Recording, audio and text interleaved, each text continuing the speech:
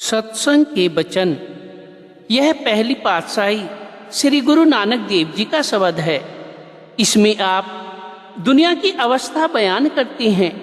यह सुनने और विचार करने योग्य विषय है।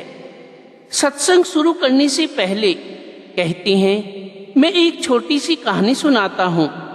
एक बादशाह शिकार के लिए गया। उसके पीछे एक शेर लग गया। बादशाह ने सोचा कि इसका मुकाबला मैं अकेले नहीं कर सकता। यह ताकतवर है, मुझे पकड़ लेगा। यह सोचकर उसने हथियार छोड़ दिए और एक मजबूत पेड़ देखकर उस पर चढ़कर एक ऊंची शाखा पर जा बैठा। अब सोचता है कि यहां शेर नहीं पहुंच सकता।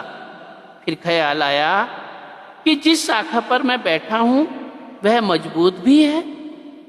जब देखा तो उसे एक काला और एक सफेद दो चूहे काट रहे हैं। बादशाह सोचता है कि अगर शाखा टूट गई तो मैं नीचे गिर जाऊंगा। नीचे क्या है, जगह पक्की है या कच्ची, मैं गिरकर मर तो नहीं जाऊंगा। यह सोचकर उसने नीचे देखा तो एक बड़ा अजगर ऊपर की ओर मुंह खोले बैठा है कि यह नीचे गिरे और मैं इसे खाऊं। अब बादशाह सोचता है कि अगर नीचे गिर गया तो अजगर खा जाएगा। अगर बैठा रहता हूं तो चूहे शाखा काट रहे हैं, शेर अलग पीछे लगा हुआ है। करूं तो क्या करूं? यह सोच ही रहा था कि उसकी निगाह ऊपर की ओर चली गई। गर्मी का मौसम था। ऊपर शहद का छत्ता था। शहद बूंद बूंद करके टपकने लगा और बादशाह उसे चाटने लग गया। उसके रस में वह इतना मस्त हो गया कि उसे ना तो शेर का डर रहा, ना अजगर का और ना चूहों का। यह तो कहानी है। असल बात क्या है? यह आत्मा बादशाह है, शरीर पेड़ है, काल भगवान शेर है। जो इसके पीछे लगा हुआ है वह एक एक दिन गिन रहा है कि यह कब मरे और मैं इसे पकड़ूं। दिन और रात दो सफेद और काले चूहे हैं जो हमारी उम्र को काट रहे हैं। जो दिन आज चला गया वह फिर आने वाला नहीं। जिस तरह जो पानी अब नदी में बह रहा है वह लौटकर नहीं आता। चिता या कब्र वह अजगर है जो एक दिन इसे खा लेगी। शहद दुनिया की लज्जतें हैं जिनको पाकर न इसे काल का डर है, ना मौत का और ना किसी और का।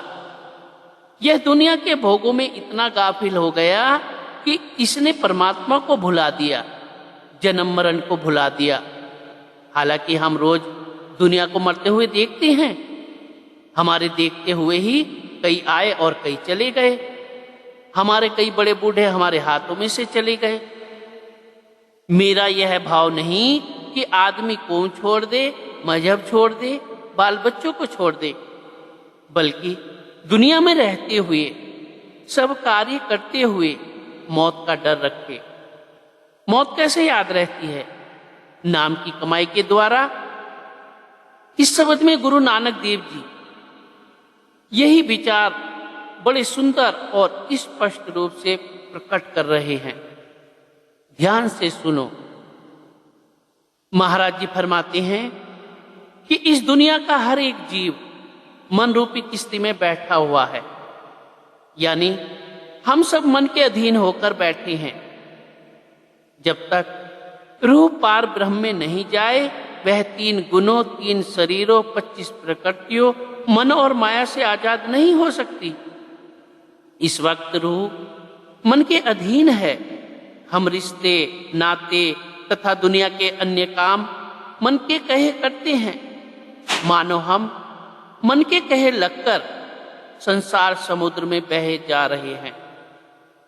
यह समुद्र कैसा है जिसका ना इस किनारे का पता है ना उस किनारे का। कोई नहीं कह सकता कि यह दुनिया कब से बनी है। कई प्रलय महाप्रलय हुए हैं और कई होंगे। गुरु नानक देव जी तो 2 लफ्जों में ही झगड़ा समाप्त कर देते हैं। आप फरमाते हैं, थित बार न जुगी जाने, रुत महाना कोई, जा करता ठीक हो साजे आपे जाने सोई। न योगियों को पता है, न किसी और को पता है। जिस मालिक ने यह सृष्टि बनाई है वही जान सकता है। हम यहाँ करोड़ों युगों से आए हुए हैं। अगर राह मिल गई होती तो यहाँ बैठे ना होते। ग्रंथ साहिब में 84 लाख योनियों का वर्णन है। जीव कभी कुत्ता बनता है, कभी बिल्ला, कभी किसी योनि में जाता है, कभी किसी योनि में। कोई अच्छे कर्म कर रहा है, कोई बुरे। यानी हम पापों और पुण्यों का माल भरकर मन रूपी किश्ती में सवार हैं। करोड़ों युगों से यहाँ बैठे हुए हैं, पर हमारी किश्ती किनारे नहीं लगी। अगर हमारी किश्ती किनारे लग गई होती तो यहां ना बैठे होते। अब महाराज जी फरमाते हैं कि दुनिया के जहाजों के साथ कप्तान होते हैं, जो जहाज को सीधे रास्ते पर चलाते हैं। इसी तरह नदियों में नाव के साथ मल्लाह होते हैं और मल्लाहों के हाथ में बांस होते हैं। वे देख लेते हैं कि कहाँ कितना गहरा पानी है, मगर हमारी किश्ती के साथ ना कोई मल्लाह है, ना मल्लाह के हाथों में बांस है। करोड़ों युग बीत गए, हमारी नैया संसार रूपी समुद्र में डगमगाती डोल रही है। अगर इधर से हवा आई तो उधर चली गई, उधर से हवा आई इधर चली गई। करोड़ों युग बीत गए, बेशुमार कौमों की कौमें, मजहबों के मजहब इसमें गोते खा रहे हैं। विचार करके देखो। अब यह हालत देखकर गुरु नानक देव जी हम पर तरस खाते हैं और कहते हैं कि अफसोस, सारा संसार इस महाजाल में फंसा हुआ है। तरस किनको आता है? जो इस जेल खाने से निकलकर परमात्मा से मिल चुके हैं। वे परमात्मा के भेजे हुए आते हैं। वे कहते हैं, करोड़ों युग बीत गए, तुम्हारी किश्ती किनारे नहीं लगी। अब यहां सवाल पैदा होता है कि वे हम पर सिर्फ तरस ही खाते हैं या यहां से निकालने का कोई उपाय भी बताते हैं। तरस तो सभी खाते हैं। आगे कहते हैं, अगर इसको मनुष्य जन्म पाकर भाग्य से कोई ऐसा महात्मा मिल जाए जो खुद रूहानी मंजिलों पर जाता हो, वह दवाई दे तो यह इस संसार से पार हो सकता है। वह महात्मा कौन सी दवाई देता है? वह कहता है, भाई तेरे अंदर सच्चा नाम है, तो कुछ ना कर, ना कौम छोड़, ना मजहब छोड़, ना अपना कामकाज छोड़ और ना बाल बच्चे छोड़। केवल अपनी आत्मा को उस सच्चे नाम के साथ जोड़ दे। यही कबीर साहिब या अन्य महात्मा कहते हैं कि तुम अपनी आत्मा को नाम के साथ जोड़ दो। अब बताओ, यह शिक्षा किसी एक मजहब के लिए है या सारी दुनिया के लिए? अब सवाल पैदा होता है कि सच्चा नाम कौन सा है? हर एक मजहब अपने अपने लफ्जों का दावा करता है।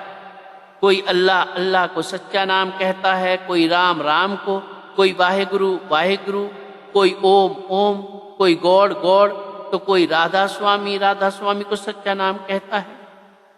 मतलब यह है कि सारे अपने अपने नामों को सच्चा नाम कहते हैं। यही झगड़ा पैदा हो जाता है। अब सच्चा नाम कहें तो किसको?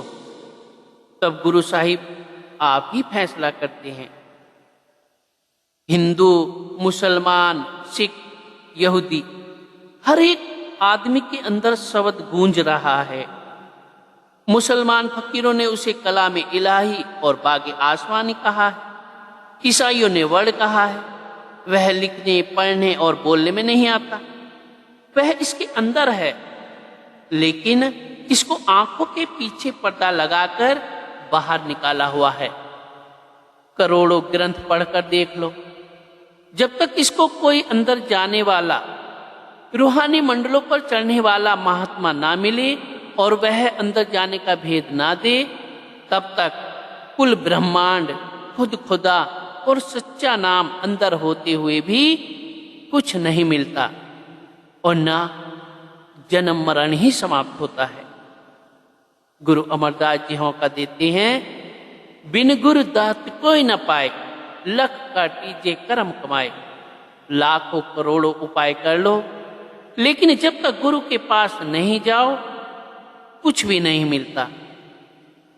कहते हैं, मैं किसी और की क्या बात करूं, मैं खुद 22 साल तक खोजता रहा हूं।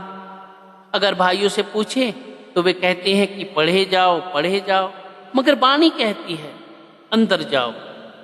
जो अंदर जाने वाला महात्मा है वह मल्लाह है, और जो उसका दिया हुआ शब्द है वह जहाज है। यही शिक्षा और कई महात्माओं की है। अब इसी विषय को ज्यादा खोलकर बयान करते हैं। कहते हैं, शब्द सारे खंडों ब्रह्मांडों की जानों की जान है, अखंड कीर्तन है। अंदर जाने के लिए सीधी जड़ने वाली सड़क है। फिर सतगुरु यह नहीं कहता कि तू अकेला जा, नहीं, वह खुद हमारे साथ चलता है। वह कहता है कि तू 9 दरवाजों को छोड़, मैं तेरे साथ हूं। गुरुवाणी कहती है, गुरु मेरी संग सदा है नाले। जब तक सतगुरु रूहानी मंडलों पर ना ले जाए यह अंदर 1 इंच भी नहीं जा सकता। जो अंदर जाते हैं वे इस भेद को जानते हैं। ऋषि मुनियों ने हजारों साल लगा दिए मगर वे अंदर ना जा सके। श्रृंगी ऋषि ने 88,000 वर्ष तप किया, पर राजा दशरथ द्वारा भेजी गई औरतों ने उन्हें गिरा दिया। विश्वामित्र ने 60,000 वर्ष तपस्या की। मेनका अप्सरा ने आकर शकुंतला पैदा कर दी। पराशर जी सारी उम्र योगा अभ्यास में लगे रहे। पूर्ण योगी होकर घर को आ रहे थे, रास्ते में मछुआरे की कन्या पर मोहित हो गए। दुर्वासा जी, जिनको कृष्ण भगवान के समान योगी पुरुष भी मानते थे, स्वर्गों में गए तो वहां उर्वशी ने ठग लिया। जब तुम गुरु की मदद से अंदर जाओ तो ये सारे रास्ते में मिलेंगे। बिना गुरु के ना कोई अंदर, यानी तीनों गुणों से पार चौथे लोक सचखंड में गया है ना जाएगा। यहां बहुत से लोग धोखा खा जाते हैं। अब शिष्य पूछता है कि दुनिया के जहाज तो लकड़ी, लोहे आदि के बने होते हैं, आग और हवा के द्वारा समुद्र में चलते हैं, मगर तुम्हारा जहाज किसका बना हुआ है और किस तरह चलता है? कहते हैं कि हमारा जहाज न लकड़ी का बना हुआ है, न लोहे का, और न वह आग या हवा के द्वारा चलता है। वह नाम का जहाज है। कौन सा नाम? जो सारे खंडों ब्रह्मांडों की जानों की जान है, जो हर एक आदमी के अंदर है। गुरु नानक देव जी और अन्य महात्माओं ने उसी की महिमा की है। जब हम उस पर बैठकर जाएं, यानी उसके साथ आत्मा को जोड़ लें, तो वह हमें खींचकर सीधा सचखंड ले जाता है। अब यह शिक्षा गुरु नानक देव जी की है। कौन सा मजहब इनकार करता है? कोई नहीं, क्योंकि संतों की शिक्षा सभी मजहबों के लिए साझी है। कहते हैं कि जिन जिन रूहों ने यानी महापुरुषों ने उस सच्चे नाम के साथ लिव लगा ली, वे सचखंड पहुंच गए, वे गुरुमुख बन गए। मनुष्य गुरुमुख कब बनता है? दरअसल हमारी आत्मा के ऊपर पहले यह स्थूल शरीर है, इसके अंदर सूक्ष्म है और उसके अंदर कारण है। जब हम 9 दरवाजों को छोड़कर आंखों से ऊपर चढ़ते हैं, तीसरे तिल में आते हैं, तो यह दुनिया खत्म हो जाती है। स्थूल शरीर की सुध बुध जाती रहती है। इससे आगे तुर्यापद है, यह सूक्ष्म देश का केंद्र है। जब हम तुर्यापद में पहुंचेंगे तो हमारी आत्मा पर से सूक्ष्म शरीर का पर्दा उतर जाएगा। जब ब्रह्म के देश में पहुंचेंगे हमारा कारण शरीर का पर्दा उतर जाएगा। जब ब्रह्म के देश को छोड़कर पार ब्रह्म में पहुंचेंगे तो हमारे सारे कर्मों के पर्दे उतर जाएंगे, आत्मा नंगी हो जाएगी। वहां पहुंचकर आत्मा की अपनी रोशनी बाहर सूरज की हो जाती है। फिर यह कहती है कि मैं आत्मा हूं। फिर इसे तलाश होती है कि मेरा परमात्मा कौन है। धीरे धीरे गुरु की कृपा से यह सचखंड पहुंच जाती है। सत्पुरुष के दर्शन करके गुरुमुख बन जाती है। जब तक गुरुमुख देह में बैठे होते हैं वे यह नहीं कहते कि मैं गुरु हूं। हालांकि गुरुमुख में इतनी ताकत होती है कि वह अपने कमाए हुए नाम का एक कण देकर करोड़ों जीवों को तार दे। ग्रंथ साहिब का कथन है, गुरुमुख कोट उदारदा भाई दे नावी एक कणी। यही स्वामी जी महाराज कहते हैं। गुरुमुख की गति सबसे भारी, गुरुमुख काटन जीव उबारी। गुरुमुख की पदवी बड़ी ऊंची है, मगर वे अपने आप को जताते नहीं। जब सिद्धों ने गुरु नानक देव जी के साथ गोष्ठी की और पूछा कि क्या आप गुरु हो, तो उस समय गुरु नानक देव जी ने जवाब दिया, सवद गुरु सुरत धुंचेला। सो अगर कोई गुरुमुख मिल जाए तो इसके बड़े ही ऊंचे भाग्य हैं। इसकी जिंदगी सफल हो गई। जिन्होंने पूरे गुरु से राह लेकर कमाई की, अपनी लीव सच्चे नाम के साथ लगाई, पिंड अंड और ब्रह्मांड को छोड़कर ऊपर चढ़े, वे अपना जन्म मरण खत्म कर गए। अब सवाल पैदा हुआ कि वे कहां गए। आगे कहती हैं, उनका जन्म मरण समाप्त हो गया और जिस तरह बूंद समुद्र में मिलकर समुद्र हो जाती है, इसी तरह ज्योति ज्योत में मिल गई। यह तालीम गुरु नानक देव जी की है, मगर हम दिन रात इन बातों में उलझे पड़े हैं। अब शिष्य पूछता है कि आखिर में मुझे कहां ले जाओगे। कहते हैं, सहज समाधि की अवस्था में। अब सारी समाधियों में सबसे ऊंची सहज समाधि है। ग्रंथ साहिब का कथन है, चौथे पद में सहज है गुरमुख पल्ले पाए। ब्रह्म की चोटी तक सहज समाधि नहीं है। योगी और योगीश्वर सब सहज समाधि की अवस्था से नीचे बैठे हैं। जब चौथे लोक सचखंड में जाओ तो सहज समाधि की अवस्था प्राप्त होती है। वह गुरुमुखों की जायदाद है। जब यह गुरु की मति लेकर अंदर जाएगा, नाम की कमाई करेगा, तो सहज समाधि में पहुंच जाएगा। अब शिष्य फिर सवाल करता है कि जब सारा संसार मेरे अंदर है, खंड ब्रह्मांड मेरे अंदर है, अकाल पुरुष मेरे अंदर है, मेरी जायदाद है, तो फिर मुझे यह सब दिखाई क्यों नहीं देता। सवाल उचित है। गुरु नानक देव जी इसका बड़ा उचित जवाब देते हैं। आम कहावत है कि खजाने पर सांप होता है। अगर हम खजाना लेना चाहे तो यह जरूरी है कि सांप को मार डाले। जिस तरह जब तक सांप पकड़ा ना जाए, मारा ना जाए, दौलत नहीं मिलती, इसी तरह नाम का खजाना और अन्य सामान बेशक इसके अंदर है, मगर हृदय पर मन रूपी सांप बैठा हुआ है जो अंदर जाने नहीं देता। अब जो कुछ भी बयान किया गया है, यह जड़ नहीं और ना ही शरीर में है, बल्कि यह सब मन के पर्दे के पीछे है। जब आप मन को पकड़ोगे तो अंदर आपको सब खंड ब्रह्मांड मिलेंगे। शरीर में तो हाड़, मांस और लहू है। अगर कोई डॉक्टर चीर फाड़ करे तो कुछ नहीं निकलता। अब श्री गुरु नानक देव जी कहते हैं कि यह जो हमारे शरीर की पिटारी है, इस पर मन रूपी सांप बैठा हुआ है। हम पर मन का जहर चढ़ा हुआ है। मन रूपी सांप के डसने से कौन सा जहर चढ़ता है? चोरी, ठगी, दुराचार, विषय विकार आदि का। ये कौमी लड़ाइयां कौन करवाता है? मन। मजहब के नाम पर झगड़े और देश देश में विवाद कौन करवाता है?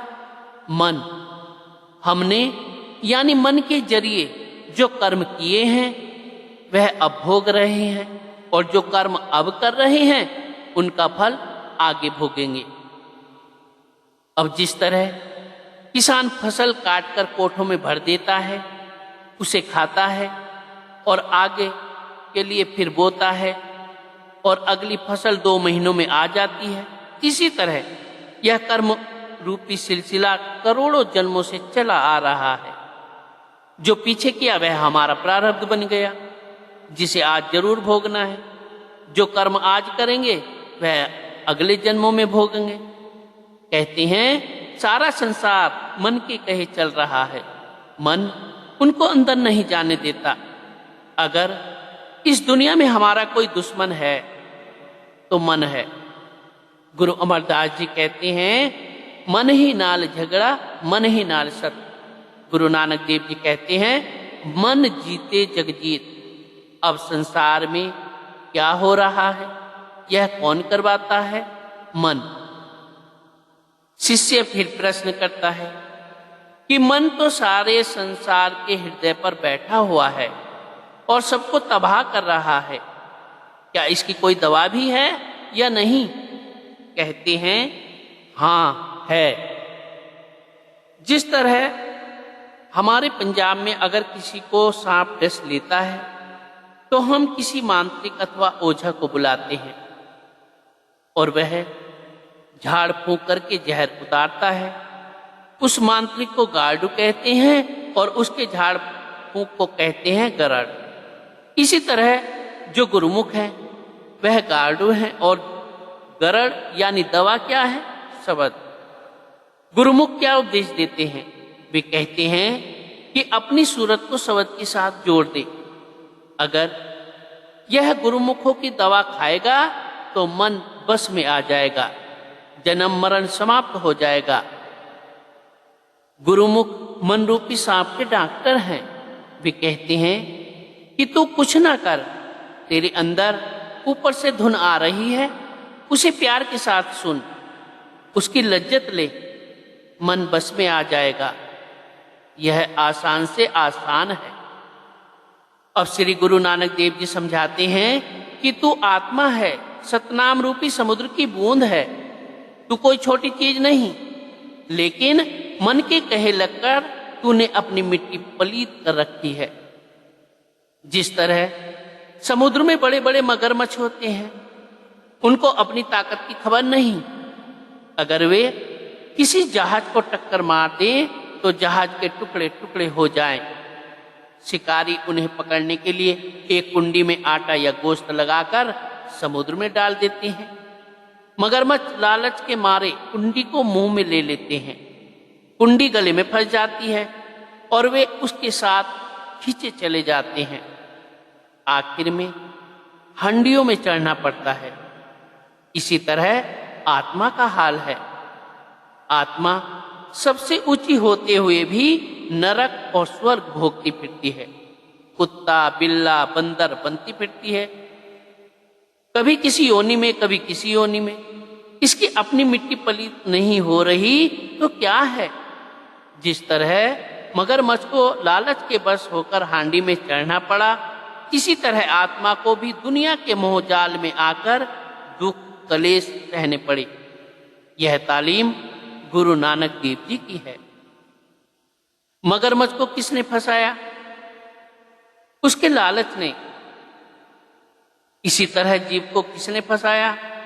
इसके खोटे कर्मों ने, विषय विकारों तथा अन्य भोगों की ख्वाहिशों ने। यह जहर भी खाता जाता है और हाय हाय भी किए जाता है, लेकिन छोड़ता तो नहीं। अब कहते हैं कि आंखों के पीछे पर्दा लगाकर इसे बाहर निकाला हुआ है। यह अंधा आया और अंधा चला गया। इसे यह भी पता नहीं कि मैं कहां से आया हूं और मुझे कहां जाना है। यह अंधा होकर कर्म किए जाता है।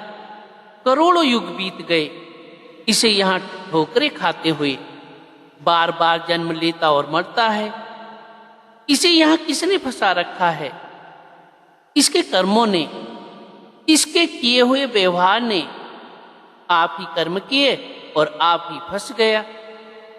कहते हैं कि सारा संसार हौमे के जाल में फंसा हुआ है।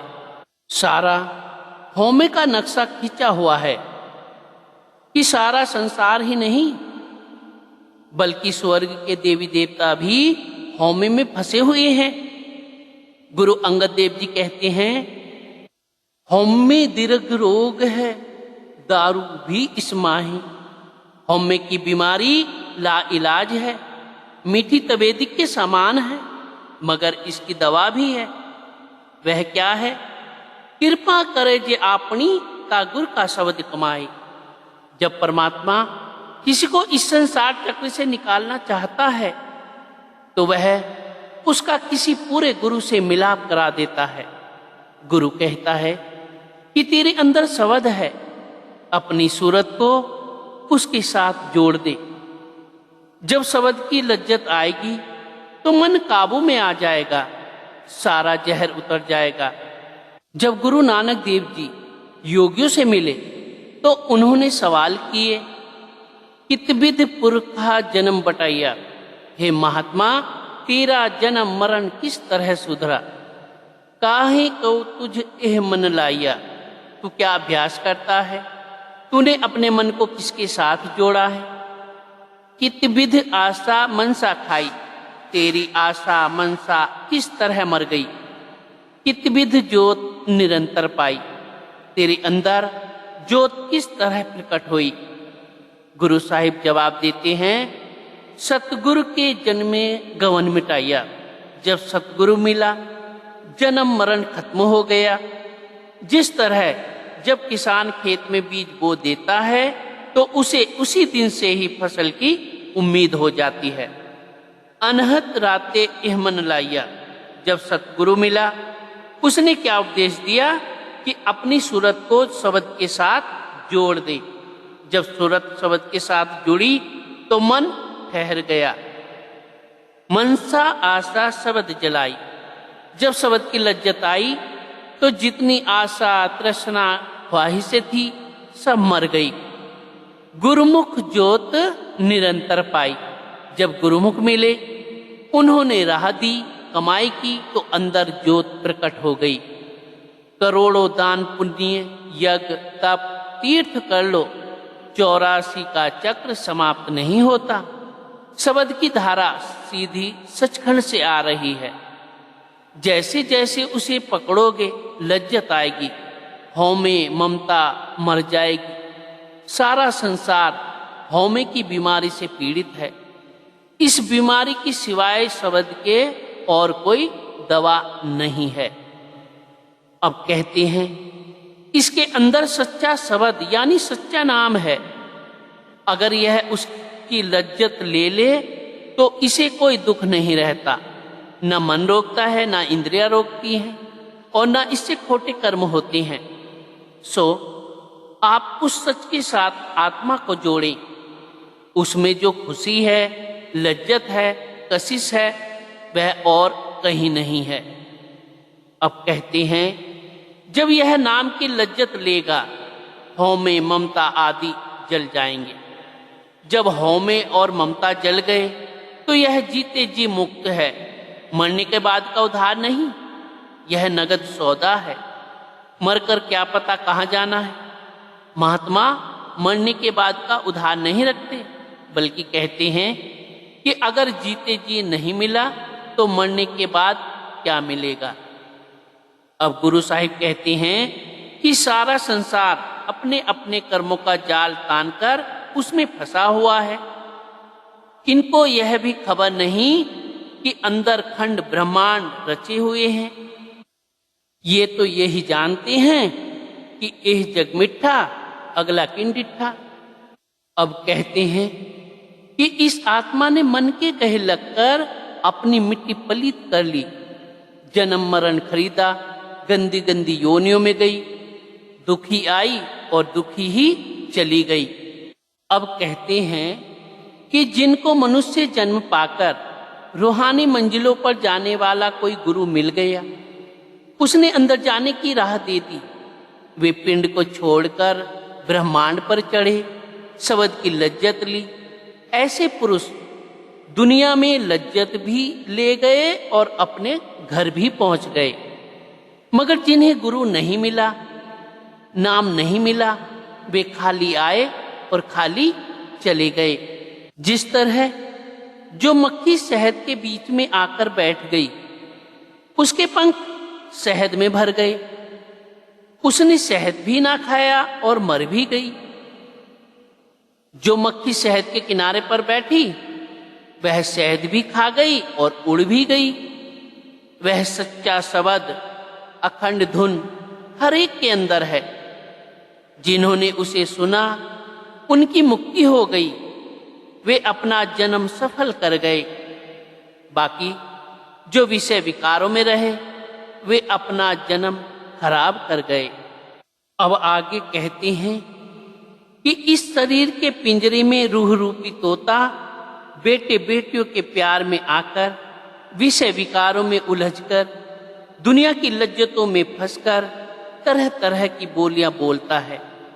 इसके अंदर शब्द है, खुद अकाल पुरुष है। कहते हैं कि अगर यह अंदर जाकर शब्द की लज्जत ले ले, तो यह पिंजरा टूट जाए और यह दुनिया की बोलियां बोलना छोड़कर सचखंड चला जाए। फिर क्या बोले? कहते हैं कि इसके अंदर अमृत बरसता है, अंदर सच्ची धुन, सच्चा शब्द हो रहा है। जब रूह रूपी तोता सच चुगेगा, शब्द की बोली बोलेगा, यानी शब्द की लज्जत लेगा, तो तन मन का पिंजरा टूट जाएगा, यह अपने घर पहुंच जाएगा। नहीं तो जहां भी जाएं, तन मन का पिंजरा साथ है। हम मनुष्य हैं, तन मन साथ है। पशु पक्षियों की योनियों में भी तन मन साथ है। सो जब यह मनुष्य जन्म पाकर शब्द की कमाई करेगा, तन मन का पिंजरा टूट जाएगा, यह अपने घर चला जाएगा। जब से हम इस दुनिया में आए हैं, यह कानून तब से चला आ रहा है। अब सब कुछ कहकर आखिर में कहते हैं कि जब तक इसे कोई रूहानी मंडलों पर जाने वाला गुरु नहीं मिलता, यह मेहनत नहीं करता, तब तक अंदर पर्दा नहीं खुलता और परमात्मा नहीं मिलता। जब कोई गुरु मिल जाएगा, तो वह परमपिता परमात्मा भी खुद ब खुद मिल जाएगा। जी, राधा स्वामी जी।